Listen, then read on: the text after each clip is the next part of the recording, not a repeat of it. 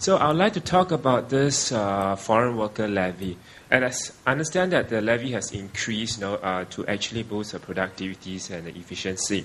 However, we must understand that as more people are better educated, not many people are willing to take up jobs like waitress, cleaners, sweepers, all these things, you see. So employers are having a big headache because with the increase of 0.5% of the CPF and another increase in the levies, right, most of them will have to channel this cost to the consumers.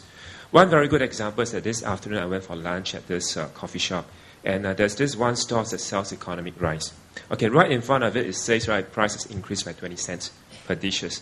So I do not know, right, whether this increase has any impact on the increase of levy, because this store is actually meant by those foreign workers, the Chinese that serve the rices and the fish and the veggie, you see. So it actually puts a lot of pressure, okay, to the employers and to young entrepreneurs that want to set up businesses in retails, to actually bring in more business.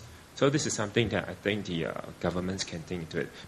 Well, we have come, economy-wise, to a very important point where we have to take tough decisions. In the past, whenever we saw opportunities for growth, and the opportunities are translated into demand for more workers, we allowed foreign workers to come in freely because it's an easy way for us to grow. But looking into the future, we want that. The Singaporeans want that. Of course, businesses will want it.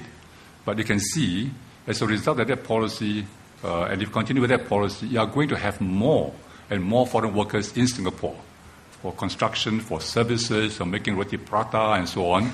And the point has come where Singaporeans begin to react. There's too many of these people over here. But more importantly, what is the way to increase the real income of Singaporeans, the lower unskilled types, your cleaners and those sort of necessary skills?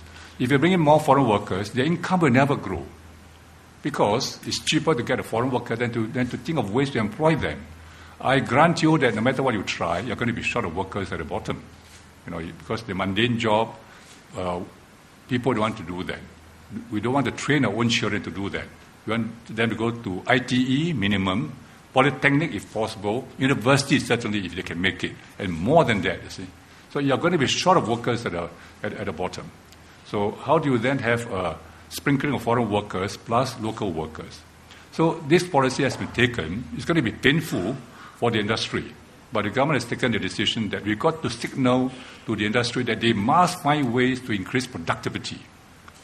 There's no other way. You go back to low foreign worker levy, I think you're going to be inundated with these foreign workers, and you're going to get the political pressure, and it's not a Singapore that you want, because you can't actually increase the real income of those at the bottom.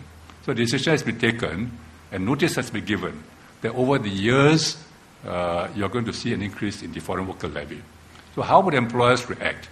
Some cannot cope, then they have to close shop and do something else and become employees themselves. Others will find ways. So even for the cleaners, you say, well, $700 local, they won't work. You've got to think of ways where you teach that worker to multitask, to operate the machine, to be able to use power jet to clean instead of a small broom or a brush. Well, that person, once he or she is trained, would have to be paid $1,000, maybe even more, because he or she is now more skilled, and more importantly, he or she is in demand. You can't get foreign workers. You have to go and get those who are now not working to come out to work. And how to get them out to work is to pay them better and to give them the skills.